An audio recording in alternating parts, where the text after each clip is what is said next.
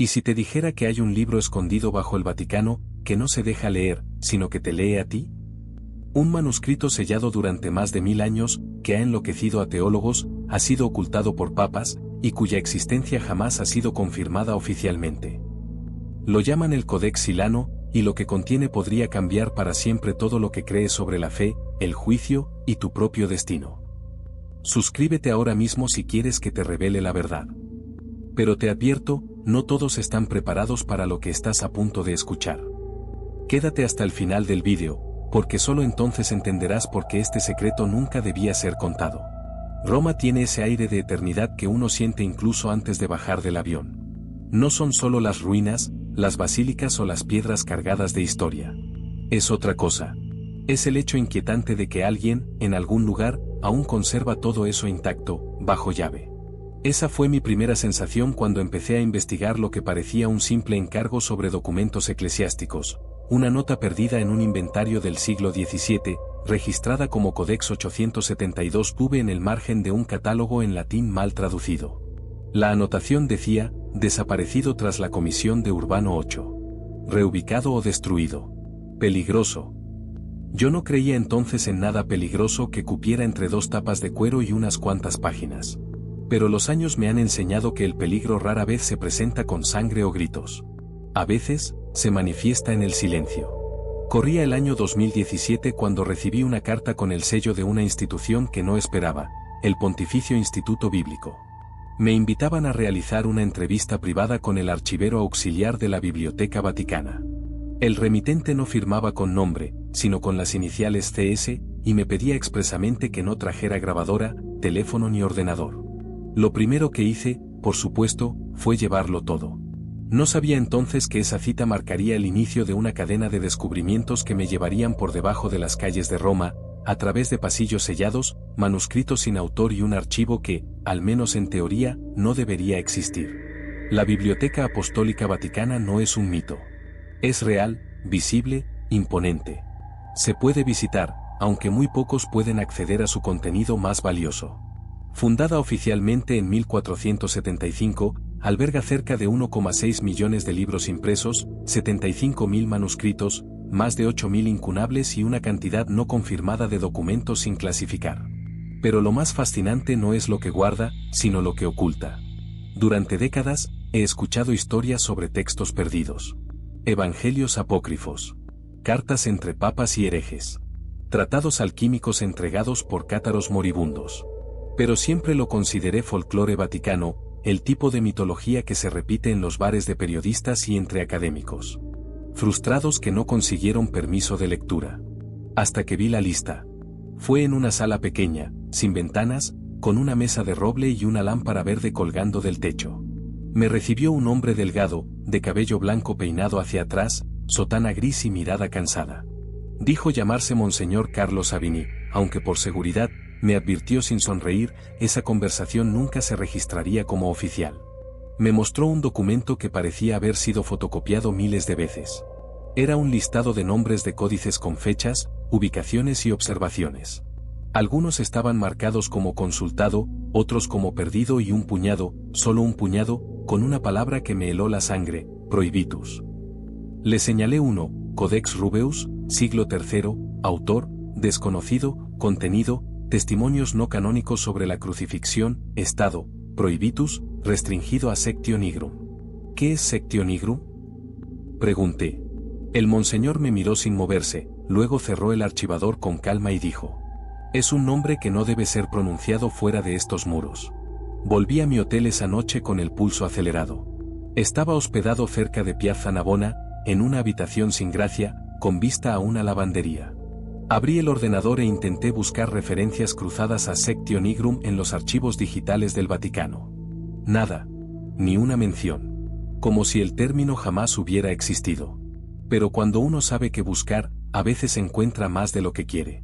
En un artículo académico olvidado del año 1978, publicado en una revista suiza sobre conservación documental, encontré una nota a pie de página que decía: se desconoce el paradero del llamado sector negro, presunto conjunto de documentos no catalogados y bajo custodia directa del Archivum Arcani.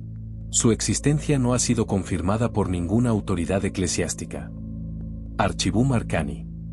Nunca había oído ese nombre. Y créanme, me he pasado media vida leyendo sobre secretos religiosos. Lo anoté, pero aún no sabía que esa pista me llevaría a algo que no estaba preparado para descubrir. A la mañana siguiente, intenté visitar nuevamente el Instituto Bíblico, pero algo había cambiado. El portón estaba cerrado. Me dijeron que no había citas programadas. El nombre de Carlos Savini no figuraba en el registro de empleados. Ni actuales ni pasados. Como si aquel hombre no hubiera existido. Pero en mi chaqueta, en el bolsillo interior izquierdo, encontré algo que no recordaba haber guardado. Un pequeño papel doblado en 4. Escrito a máquina. Busca el mural de San Jerónimo. Debajo de sus pies comienza el descenso. Habla con Ludovico. No menciones mi nombre. Firmado, simplemente, C. Ludovico era un nombre habitual en Italia, pero en ese contexto, solo uno encajaba: Padre Ludovico Bertelli, archivero jubilado que en los años 60 participó en la digitalización parcial del archivo secreto del Vaticano. Logré contactar con él a través de una profesora de paleografía en Florencia, quien había sido su alumna. Vivía en un monasterio retirado cerca de Perugia. Lo visité sin pedir permiso. Tenía 94 años, y los ojos de quien ha visto más de lo que ha contado. Me recibió en un cuarto frío, con una estufa a gas encendida y libros amontonados por todas partes. No me dejó grabar, pero me permitió tomar notas. Le conté lo mínimo. Solo mencioné la nota sobre San Jerónimo. Su respuesta fue inmediata. ¿Le hablaron del suelo? ¿Del suelo? El mosaico. El que está frente al fresco. No es original. Bajo él hay una trampilla que lleva a las criptas más antiguas. Cerradas desde 1685 por orden del Papa Inocencio XI. Nadie ha vuelto a bajar desde entonces. ¿Qué hay ahí abajo? Lo que no debía haberse escrito nunca. A esa altura, ya no era una investigación. Era una obsesión. Pasé las siguientes semanas investigando planos antiguos del Vaticano, cruzando nombres, fechas, reformas arquitectónicas. Descubrí que en 1677 se llevó a cabo una excavación parcial bajo la Basílica de San Pedro, por orden directa del entonces prefecto del Archivo Apostólico, Girolamo Benzi. El motivo oficial fue reforzar los cimientos. Pero en un documento marginal, conservado en el Archivo Diocesano de Siena, encontré una frase extraña. El códice no debe ver la luz. Los testimonios de Silano fueron sellados. Bajo tierra no pueden tentar al lector. Silano. Ese nombre volvía a aparecer. ¿Quién fue Silano? ¿Qué escribió? ¿Por qué tanto miedo a sus palabras? No lo sabía todavía. Pero estaba cerca. Muy cerca. Recuerdo perfectamente la mañana en que salí de Roma para seguir una pista que, de entrada, parecía poco fiable. Había recibido un correo electrónico sin firma, enviado desde un dominio que no reconocía. El mensaje era corto y directo. En Sutri hay alguien que ha tocado el códice. Pero no te lo dirá si le preguntas directamente. Sutri es una pequeña localidad al norte de Roma, con ruinas etruscas y un anfiteatro excavado en piedra volcánica. Un sitio que no suele aparecer en ningún mapa de conspiraciones ni misterios eclesiásticos. Pero quien me envió ese mensaje conocía bien mi obsesión con el llamado Codex Silano, un supuesto manuscrito sellado en el siglo XVII que muchos dan por destruido, y que, sin embargo, seguía apareciendo en referencias dispersas, notas marginales, catálogos borrados. Un fantasma bibliográfico. Viajé en tren esa misma tarde. Llevaba una mochila con un cuaderno, una grabadora analógica, un pequeño crucifijo que me había regalado un sacerdote armenio en Alepo, y una copia impresa de la única imagen que poseía, una página atribuida al códice, donde aparecía un texto críptico en latín tardío junto a una figura sin rostro, envuelta en rayos, con los pies sobre un triángulo invertido. En Sutri no me esperaba nadie. Caminé por el casco antiguo, pregunté por algún restaurador de libros o exmonje. Nadie sabía nada. Hasta que una anciana que vendía jabones de lavanda me señaló con la barbilla una casa de piedra a medio kilómetro de la plaza principal. Busque a don Adriano, me dijo. Vive con más libros que ventanas. Adriano Bellori tenía más de 80 años, una barba de eremita medieval y una memoria que bailaba entre la lucidez y la fantasía. Me recibió con una desconfianza casi infantil. Le dije que era periodista, que investigaba manuscritos desaparecidos. Cuando mencioné el nombre Silano, frunció el ceño. ¿Quién le habló de eso? Lo encontré en archivos eclesiásticos. Codex Silano. Supuestamente fue sellado en 1685. Guardó silencio. Me ofreció una silla de madera, se sentó frente a mí y encendió un cigarro sin filtro. No era un códice, al principio. Era un conjunto de hojas. 12, si mal no recuerdo. Las vi en 1974, en un convento de capuchinos cerca de Palestrina. Me contrataron para restaurar unos salmos iluminados, pero me dejaron a solas en la sala de manuscritos. Y ahí estaba. No tenía título. Solo una tapa de cuero sin inscripción y una nota cosida con hilo dorado. Saqué la imagen impresa que llevaba. Se la mostré. Sus ojos se clavaron en ella como si fueran anzuelos. Sí, esa es una de las páginas. Pero el original tenía algo más. Algo que la copia no puede mostrar. ¿Qué cosa? Cambio. Cambiaba. ¿Qué quiere decir con cambiaba? Que no era siempre igual.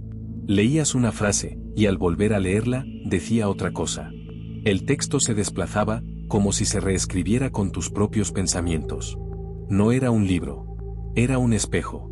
Esa noche no dormí. Volví a Roma con más preguntas que respuestas.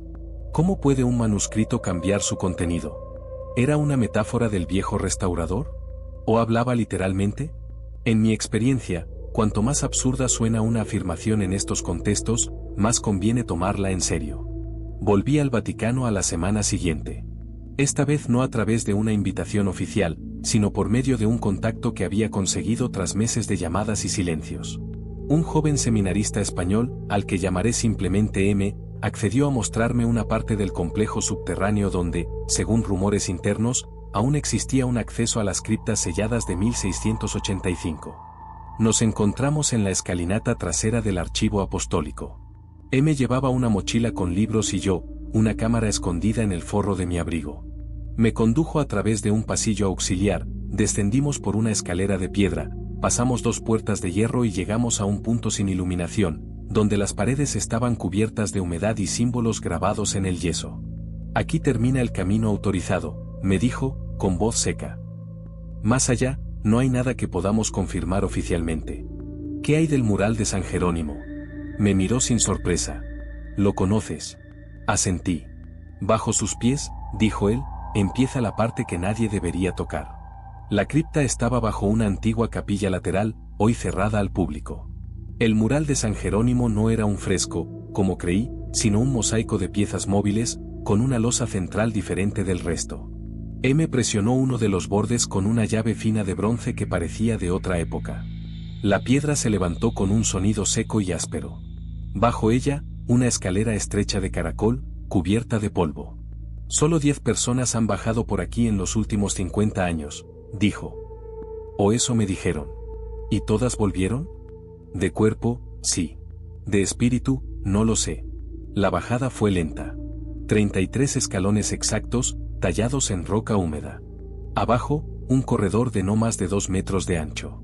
Las paredes estaban cubiertas de nichos vacíos, pero había inscripciones en griego y arameo talladas toscamente. En un punto, pasamos junto a una puerta metálica que parecía nueva. Sobre ella, una palabra escrita a mano con tiza blanca. Silano. Detuve la marcha. M negó con la cabeza. Esa puerta no se abre. ¿Por qué? Porque la última vez que se abrió, uno de los archiveros empezó a gritar.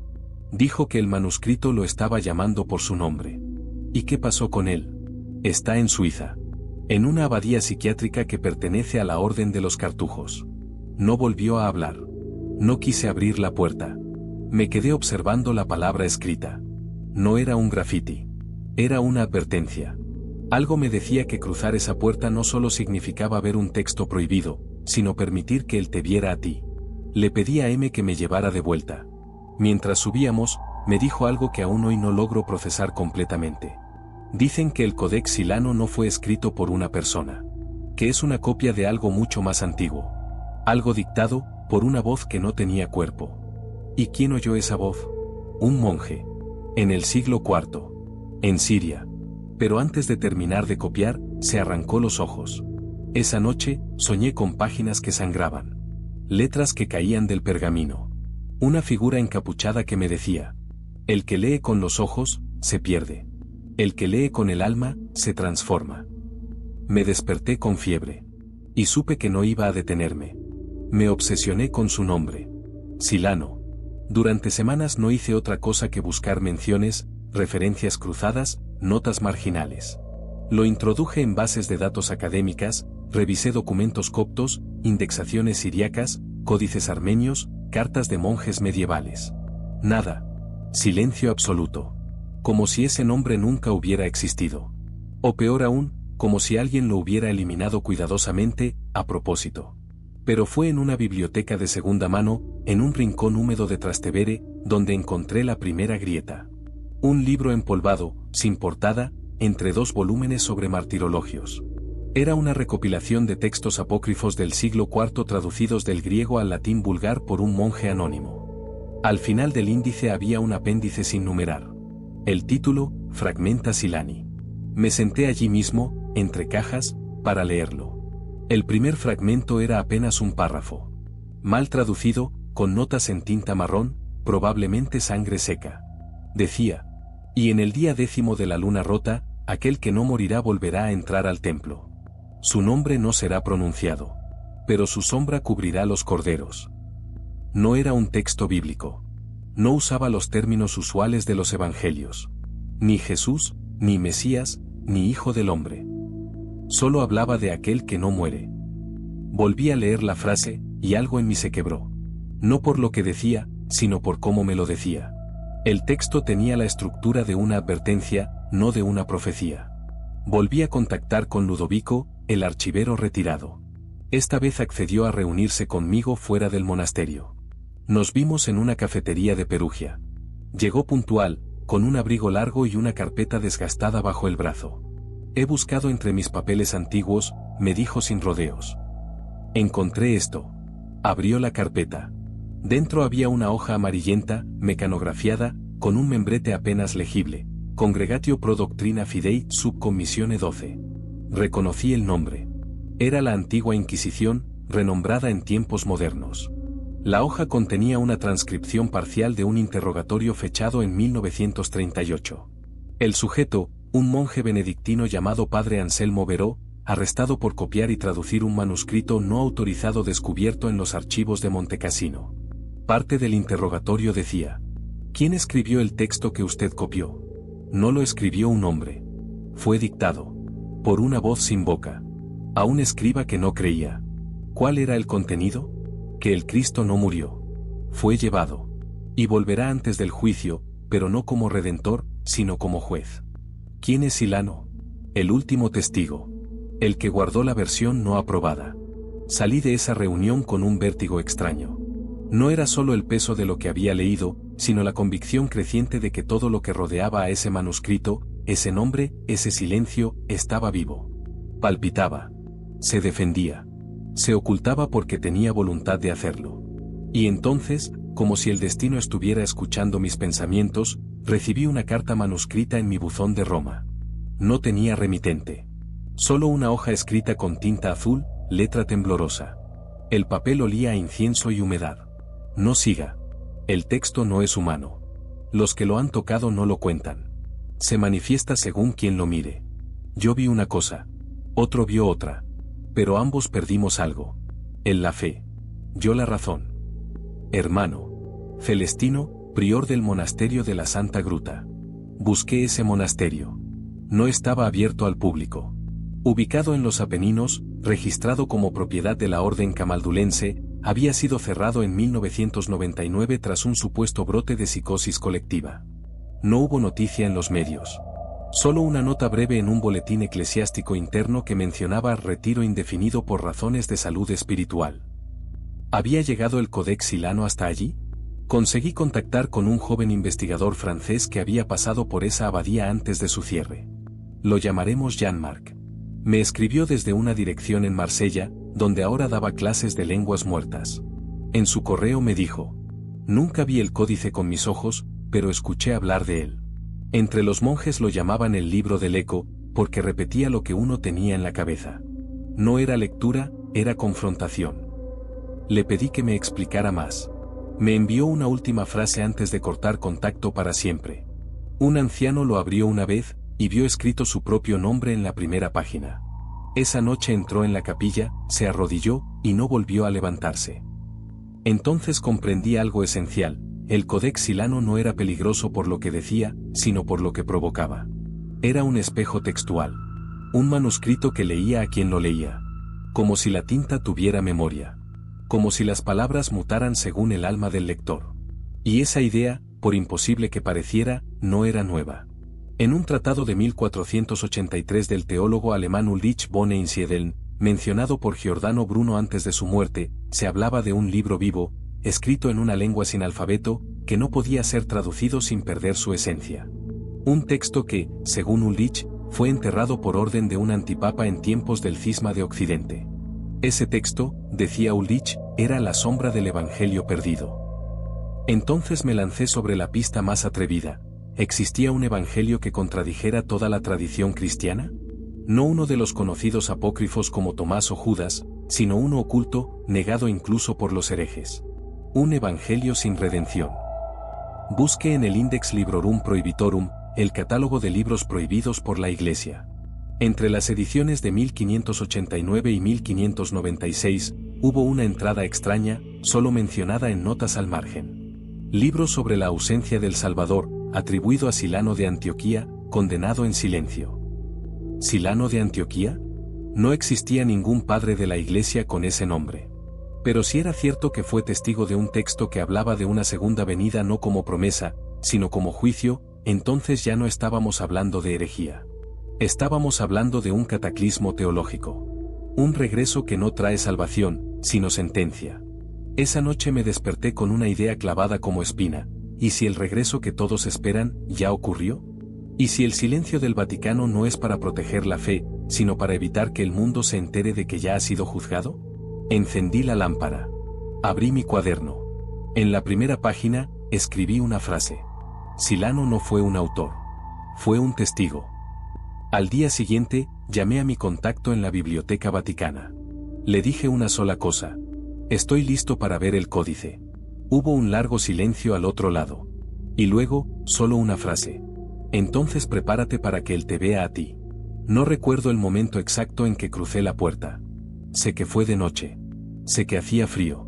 Sé que llevaba conmigo una linterna pequeña, una libreta negra y una oración escrita a mano por un monje cartujo, que decía: San Miguel, defiéndeme en la batalla. Nunca había creído en santos ni en demonios. Pero esa noche, por primera vez, no estaba tan seguro. Mi contacto dentro del Vaticano, me guió en silencio por un corredor lateral del archivo apostólico. Llevaba el rostro cubierto con una bufanda, como si tuviera miedo de ser reconocido incluso por las estatuas. Bajamos por un tramo de escaleras que no figuraba en ningún plano oficial. Las paredes estaban cubiertas de polvo, moho y algo peor, símbolos grabados con una precisión inhumana. No eran letras. No eran números. Eran como huellas digitales de otro idioma. Cuando llegamos a la puerta, me detuve. No por miedo, sino por respeto. Era de hierro macizo, sin pomo, sin cerradura visible. Sobre la superficie, una inscripción apenas perceptible. Aquí, la palabra cambia. Introdujo una llave delgada, con forma de cruz invertida, en una ranura casi invisible. La puerta se abrió con un susurro seco, como si no hubiera sido abierta en décadas. El aire que salió de aquella sala tenía un olor indescriptible. No era humedad, ni madera vieja, ni polvo, era algo parecido al papel quemado, pero con un matiz metálico. Como si el tiempo tuviera olor. «Tienes una hora», dijo M. «Si pasa más, vendrán por ti». Y se fue. La sala era más pequeña de lo que imaginaba. Rectangular. Sin ventanas. Iluminada por una única lámpara de aceite, colgada del techo por una cadena. En el centro, sobre una mesa de piedra, estaba él. El códice. No tenía título en el lomo. Ni número de archivo.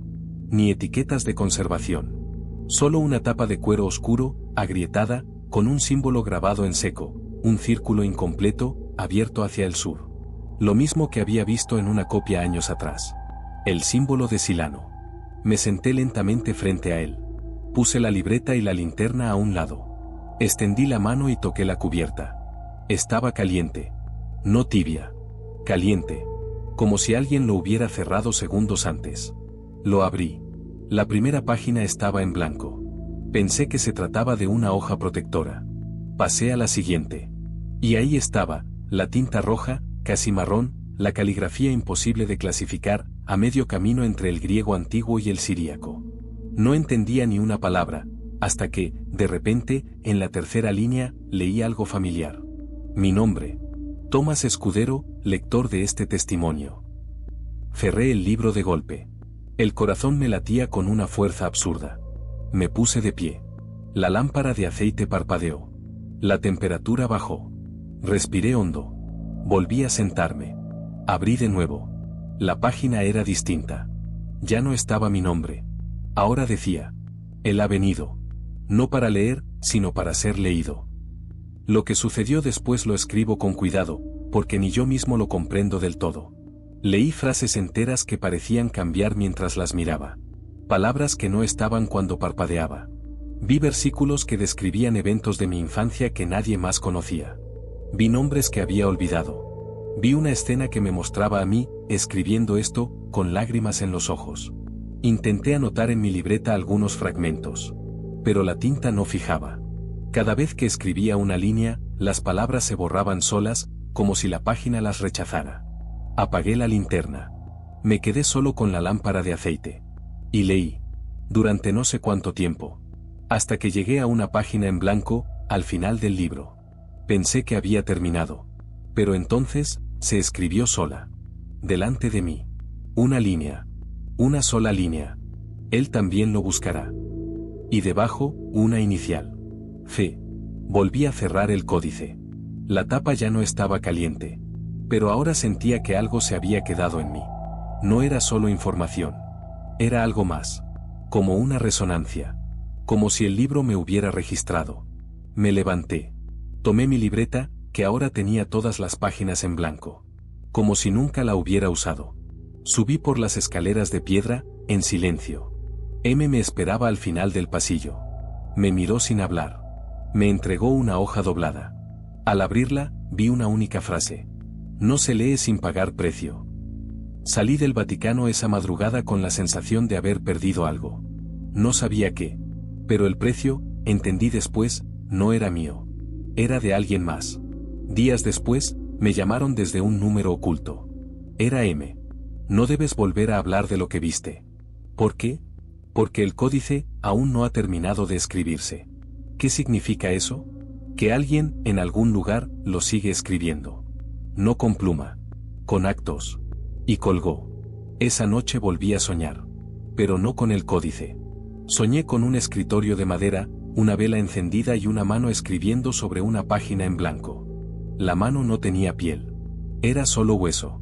Y cada letra que escribía, ardía. Cuando me desperté, encontré una línea escrita en el espejo de mi habitación, con el vapor de la ducha. El lector siguiente ya ha sido elegido. No hablé con nadie durante semanas. Después de aquella noche, no podía mirar una hoja en blanco sin preguntarme si estaba a punto de escribirse sola. Cada texto que leía parecía vibrar, responderme. Incluso los titulares de los periódicos me parecían dirigidos. Había traído algo conmigo del Vaticano. No físico. No visible. Pero estaba ahí. El Codex Silano no era solo un manuscrito. Era un umbral. Y yo lo había cruzado. Fue entonces cuando recibí un sobre con un sello de lacre rojo. No venía por correo. Lo habían deslizado bajo la puerta de mi apartamento en Roma. En la parte posterior, una sola letra, C. Dentro, una hoja impresa y una postal antigua. En la hoja, el escaneo de un documento del siglo XIX, de un archivo no identificado. Mostraba el acta de excomunión de un monje sirio del siglo IV, registrado como Silanus Antiochenus, acusado de herejía por testimonio no revelado. El texto decía que Silano había sido condenado no por lo que escribió, sino por lo que no quiso destruir. La postal mostraba una iglesia en ruinas, perdida entre las montañas. En el reverso, una dirección manuscrita. Monasterio de la Sangre Callada. Valle de Sión, Líbano. Y debajo, una frase. Si quieres respuestas, aquí murió la primera voz. Viajé al Líbano con la certeza de estar al borde de algo definitivo. El monasterio estaba en ruinas. Abandonado desde hacía décadas. Lo encontré con la ayuda de un pastor druso que conocía la zona. Me dejó a unos kilómetros de distancia y señaló el monte con un gesto silencioso. Subí solo. Dentro del monasterio, entre columnas rotas y frescos borrados por el tiempo, encontré lo que parecía un antiguo escritorio de piedra, cubierto por una losa rota. Lo aparté con esfuerzo. Debajo, envuelto en tela negra, había un cuaderno de cuero. Mucho más nuevo que el resto del lugar. Y encima, una nota escrita a mano. No es el primero que llega. No será el último. Lea solo si está dispuesto a callar después. Lo abrí. No contenía textos teológicos ni reflexiones espirituales. Eran cartas. Todas dirigidas a un mismo destinatario, querido lector. Firmadas con una sola letra, Fe. A través de esas cartas entendí todo. Fe no era una persona. Fe era un puesto. Una función. Una cadena silenciosa de custodios que, desde el siglo IV, habían protegido el Codex Silano a través del tiempo. No lo adoraban. No lo promovían. Solo lo vigilaban. Lo acompañaban. Sabían que no podían destruirlo, porque el códice se rehacía a sí mismo, reaparecía en otras formas, en otros idiomas, en otras manos. Cada vez que alguien lo leía, el texto cambiaba. Se adaptaba. Reflejaba no la verdad, sino la consecuencia. Silano no fue su autor. Fue su primer testigo. Fue el primero en reconocer que el texto no era humano. Que no tenía fuente. Que hablaba desde fuera del tiempo. Las últimas páginas del cuaderno eran distintas. Más recientes. Escritas con trazo tembloroso. Lo que el códice revela no es un mensaje, sino una advertencia. No sobre el futuro, sino sobre el lector. Cada lector es juzgado por lo que espera encontrar. No hay revelación. Solo espejo. Y al final, una línea que me atravesó como un cuchillo. Si estás leyendo esto, ya lo llevas dentro. Cerré el cuaderno. Me senté en el suelo del monasterio. Lloré. No por miedo, sino por la certeza. La certeza de que no había verdad absoluta. No había dogma eterno. No había libro sagrado. Solo había lectura. Y lo que uno decidía hacer con ella. Volví a Roma días después. No hablé con nadie. No escribí ningún artículo. No di entrevistas. Guardé todo en una caja de madera. Cerrada con llave. Incluso esta crónica que estás leyendo ahora fue escrita mucho tiempo después. Porque necesitaba distancia. Silencio. Respirar sin escuchar frases en mi cabeza. Pero el códice nunca se fue del todo. Sigo soñando con él. A veces, lo veo abierto sobre mi escritorio, con nuevas frases que no reconozco. A veces, lo oigo leerme. Hace unas semanas, recibí un paquete. Sin remitente. Contenía solo una libreta negra. Vacía. Y una nota dentro. Ahora te toca custodiarlo a ti. Si has llegado hasta aquí, ya formas parte de esto. Este no es un reportaje. No es una investigación. Es un testimonio. Y tú eres el siguiente lector. Recuerda, el códice no se lee. Te lee. Y siempre, espera una respuesta.